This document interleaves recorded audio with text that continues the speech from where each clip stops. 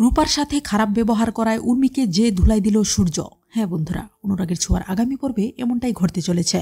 মায়াপুর অনাথাশ্রম থেকে দীপা যখন রূপাকে নিয়ে বাড়ি ফিরে আসে তখন সূর্য খুশিতে আত্মহারা হয়ে যায়।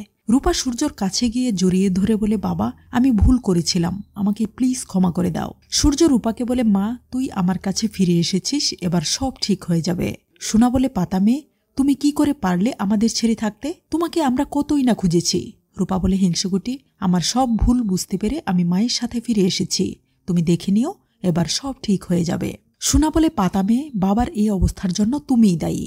সোনার কথা শুনে রূপার মনটা একটু খারাপ হয়ে যায়। রূপা সোনাকে বলে, হিংসুকুটি তোমাদের ভালোর কথা ভেবেই আমি দূরে সরে গিয়েছিলাম, আমি এটাই চেয়েছিলাম যাতে আমার জন্য তোমরা কোনো বিপদে না পড়ো। এমন সময় উর্মি সেখানে চলে আসে আর রূপাকে বলে, তুই কেন এসেছিস? তুই এখান থেকে এক্ষুনি চলে যা। দীপা বলে, উর্মি মেয়েটা কতদিন পর বাড়ি ফিরে এসেছে আর তুই কিনা ওকে চলে যেতে বলছিস? দীপ বলে, বড় মা রূপা দিদি কোথাও যাবে না, এখানেই থাকবে। দীপের কথা শুনে উর্মি যেই দীপকে মারতে যায় তখনই সূর্য উর্মি বলে চিৎকার দিয়ে ওঠে। সূর্য বলে, তুমি আমার রূপাকে বাড়ি থেকে চলে যেতে বলছো? এত বড় কথা বলার সাহস তোমাকে কে দিয়েছে? তোমার যদি এ বাড়িতে থাকতে ভালো না লাগে তাহলে তুমি চলে যেতে পারো। তখন উর্মি এ বাড়িতে থাকবো না বলে সেখান থেকে চলে যায়। রূপা বলে, বাবা তুমি কাকিয়াকে বকলে কেন?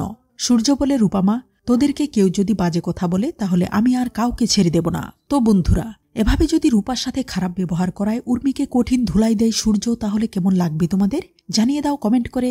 ধন্যবাদ।